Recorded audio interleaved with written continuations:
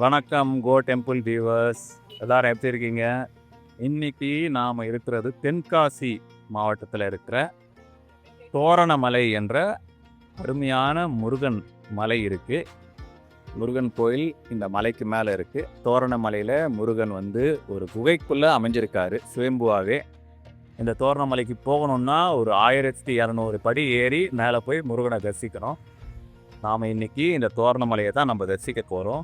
வாங்க படிப்படியாக என்ன இருக்குன்னு போய் பார்ப்போம். குகைக்குள்ளே சாமி இருக்காரா சாமி? ஆமாம், குகைக்குள் வளரும் கனலே என்று தான் பாரதியாரே பாடியிருக்காரு. சரி, பக்கத்தில் கடையம் அப்படின்ற ஊரில் தான் நம்ம மகாகவி பாரதியாரை பொன்னெடுத்த ஒரு செல்லம். சரி சரி சரி. ஸோ அவர் இங்கே அந்த காலத்தில் வழிபட்டதாகவும் அவர் தன்னோட பாடல்களில் குகைக்குள் வளரும் கனலே அப்படி இந்த முருகனை பற்றி பாடினதாகவும் சரி, புத்தகங்கள் இருக்கு.